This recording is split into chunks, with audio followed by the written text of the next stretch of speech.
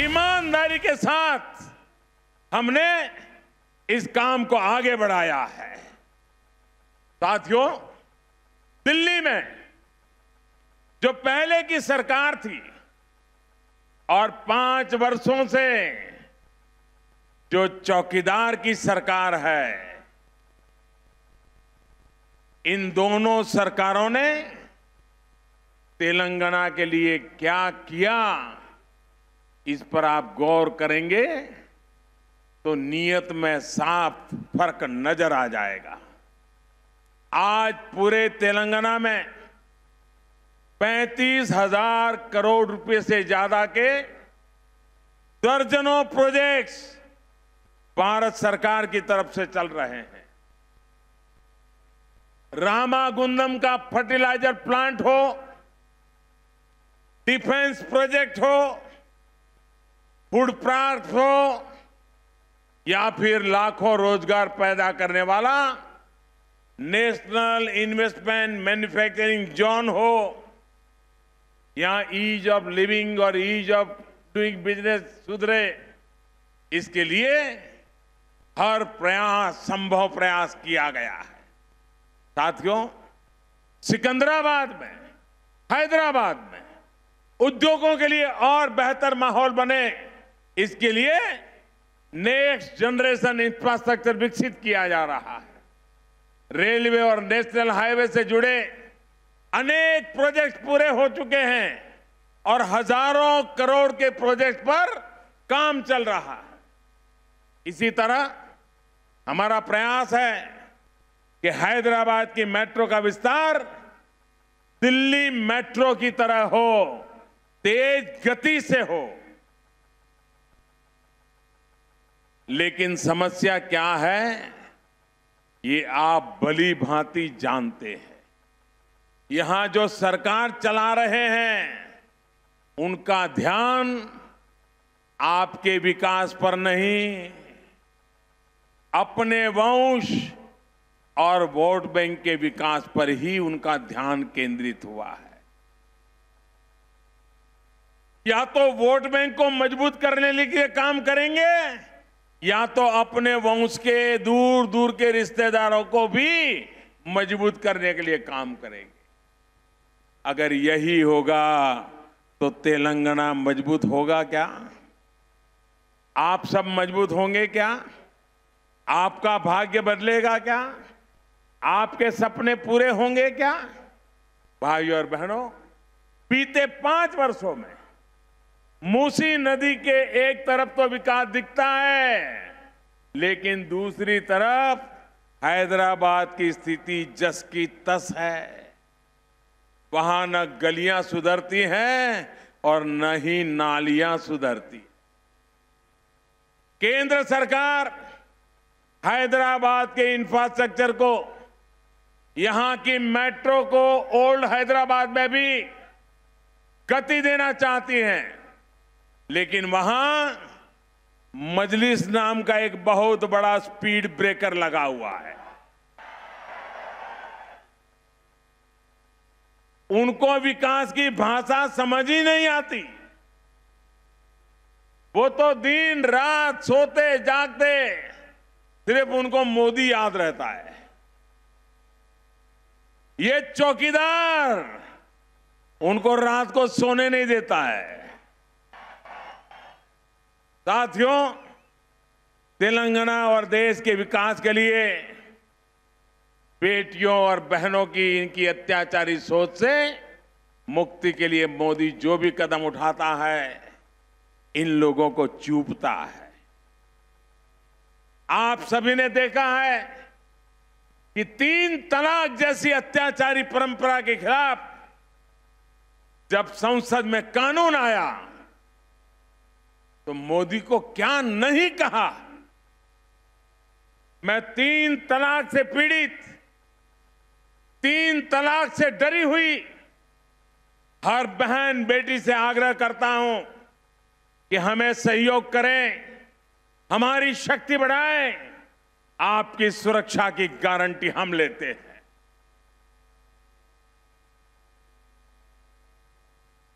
जब ऐसे लोगों का साथ हो तो टीआरएस की कार का बेकार होना स्वाभाविक है। तेलुगु में तो एक कहावत बहुत मशहूर है, आरू नेलालू सावासम चेस्टे वालों पिल्ला ही नाटलो। कहावत तो 6 महीने के साथ की है, लेकिन यहां तो 7-6 साल का हो गया। और इसके कारण उनकी जो आदतें हैं वो इनमें आ गई हैं। तो अंदाज लगाइए कि कार भले ही केसीआर सवार हो, लेकिन स्टीयरिंग मजलिस के हाथ में है।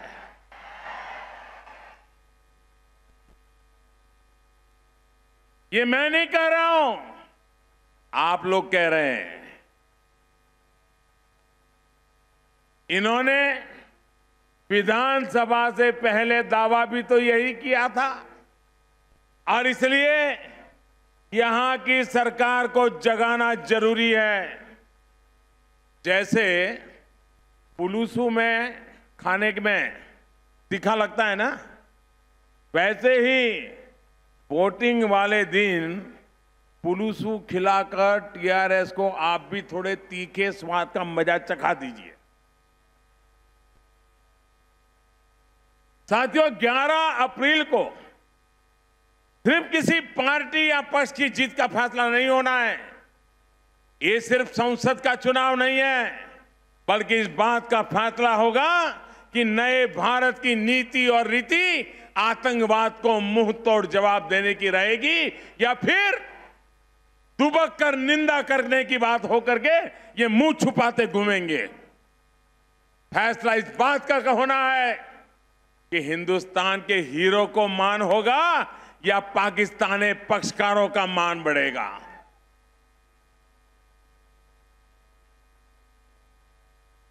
फैसला इस बात का होगा कि देश में पहले जैसे बम धमाके होते थे वैसा ही दौर लौट आए, या फिर बीते 5 वर्ष जैसा माहौल बना है उस रास्ते पर देश को आगे बढ़ना है। बम धमाके वाला हिंदुस्तान चाहिए कि शांति वाला चाहिए? बम धमाके वाला हिंदुस्तान मंजूर है हमें? अगर वो मंजूर नहीं है तो मजबूत सरकार जरूरी है कि नहीं है? और ये चौकीदार मजबूती दे सकता है कि नहीं दे सकता है? ये चौकीदार आपको सुरक्षा दे सकता है कि नहीं दे सकता है? ये चौकीदार बड़ी बड़ी ताकतों से भिड़ सकता है कि नहीं भिड़ सकता है? साथियों, मैं जब यहां आ रहा था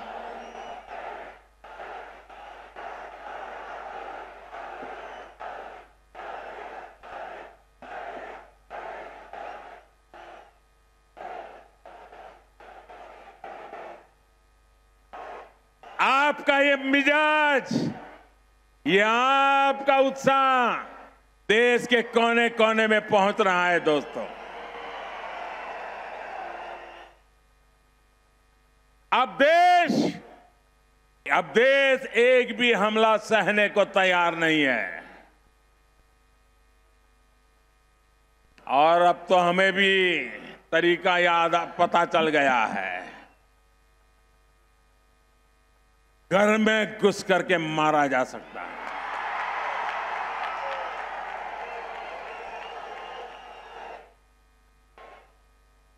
40 साल हो गए, आए दिन मारते चले जाए और हम हाथ पे हाथ धरे बैठे रहे।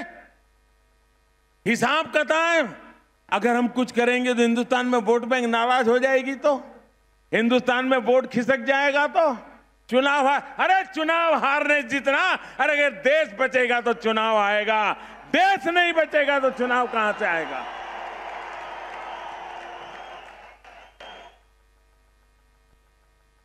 बहुत हो चुका दोस्तों, बहुत हो चुका। Enough is enough. हम मोदी ज्यादा सहन करने को तैयार नहीं है।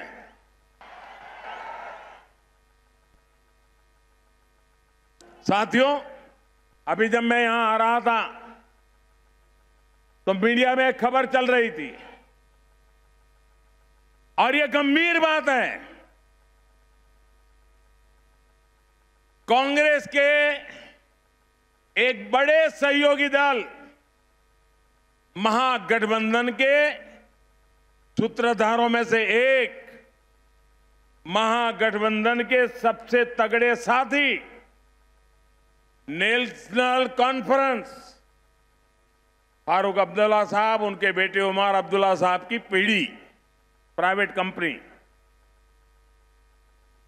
इस नेशनल कॉन्फ्रेंस ने बयान दिया है कि कश्मीर में अलग प्रधानमंत्री होना चाहिए।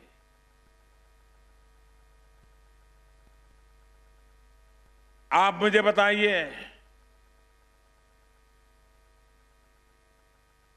कांग्रेस के साथी पार्टी की ये मांग आपको मंजूर है?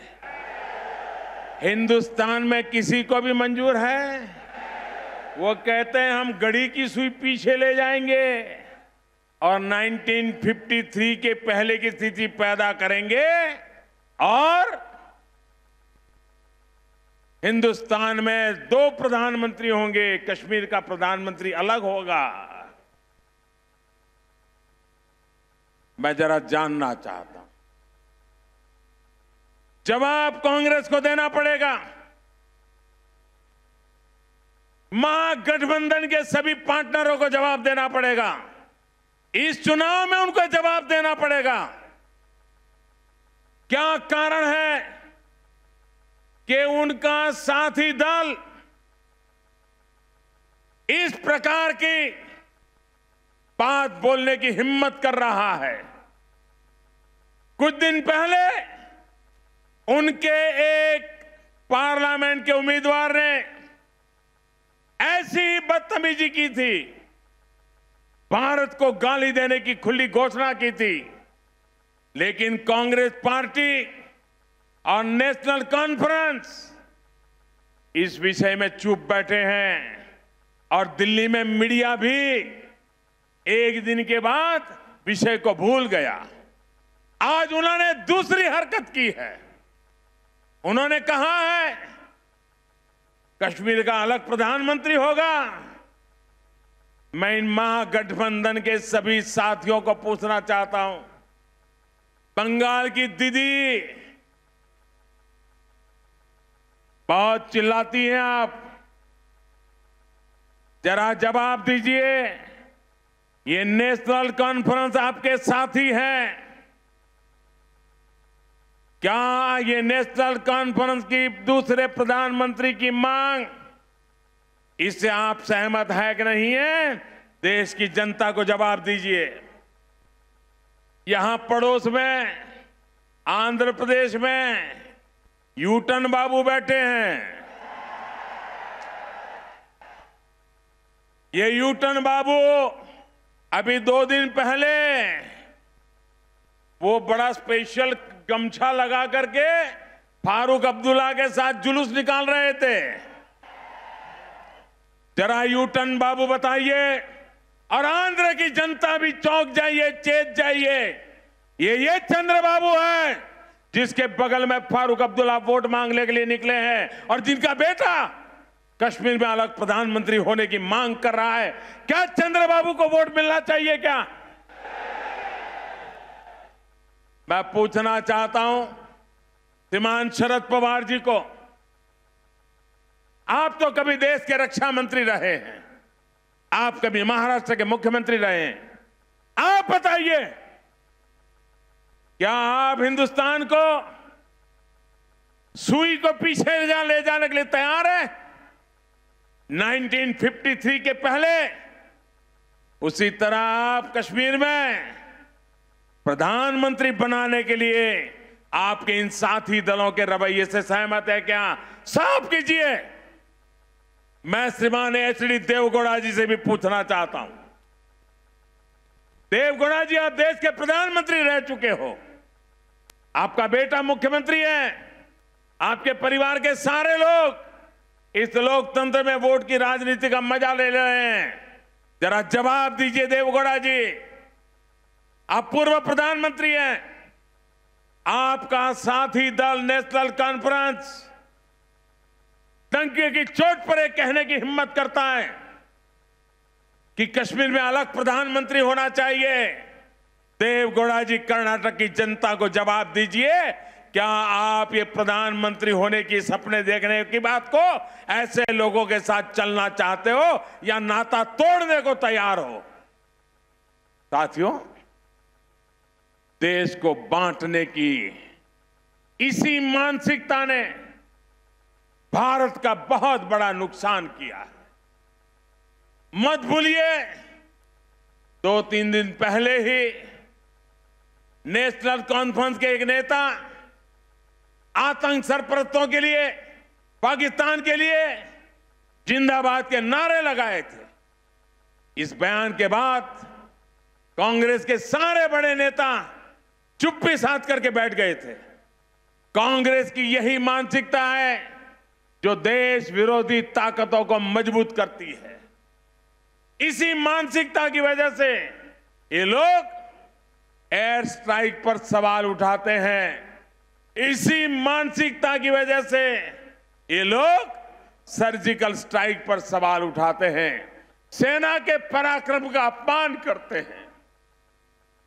यही मानसिकता है जो उन्हें डोकलाम विवाद के समय चीनी राजदूत से मिलने के लिए जाने की प्रेरणा देती है। इसी मानसिकता की वजह से ये सेना को गाली देते हैं, सेना को कटघरे में खड़ा करते हैं। इन लोगों को मैं कहना चाहता हूं, कान खोल करके सुन लीजिए। अरे चुनाव तो आएंगे जाएंगे, लेकिन ये लोग लिख करके रखे, जब तक मोदी है, जब तक मोदी है, आपकी साजिशों को कभी कामयाब होने नहीं देगा।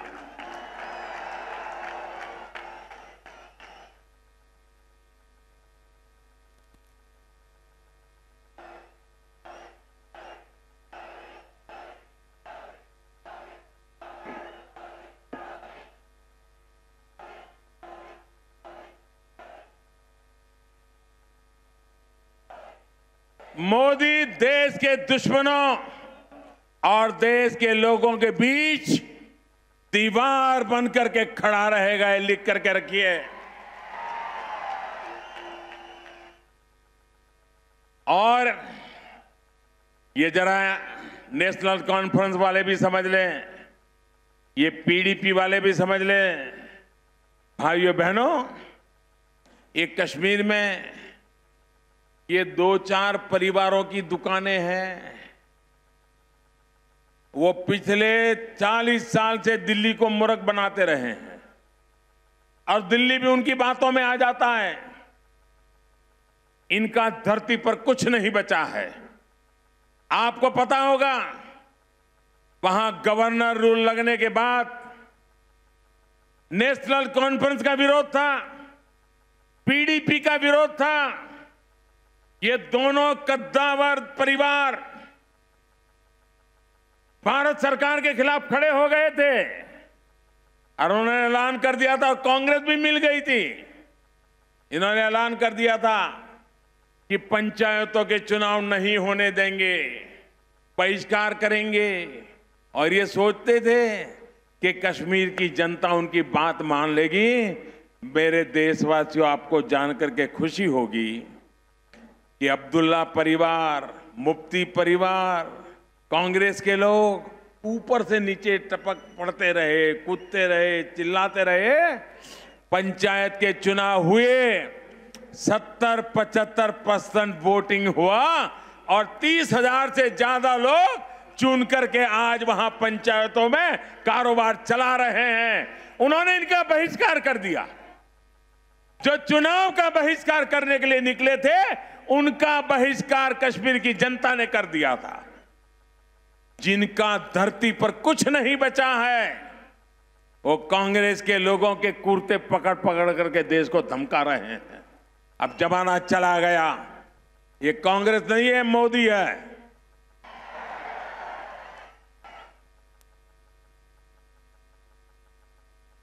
जम्मू हो, कश्मीर हो, लद्दाख हो, वहां के नागरिकों के लिए हम अपनी जान देने के लिए तैयार हैं, लेकिन इन ठेकेदारों को अब सहने के लिए तैयार नहीं है। साथियों, मुझे पता है कि आप कमल को वोट देने का मन बना चुके हैं। आपका ये स्नेह, ये आशीर्वाद मुझ पर ऐसे ही बना रहे। हम सब मिलकर के मजबूत देश बनाने के लिए मजबूत सरकार बनाएं। इनको मजबूर सरकार बनानी है। हमें मजबूत देश बनाने के लिए मजबूत सरकार बनानी है। आपका वोट मजबूत देश के लिए है। आपका वोट मजबूत सरकार के लिए है। आपका वोट मोदी के लिए है।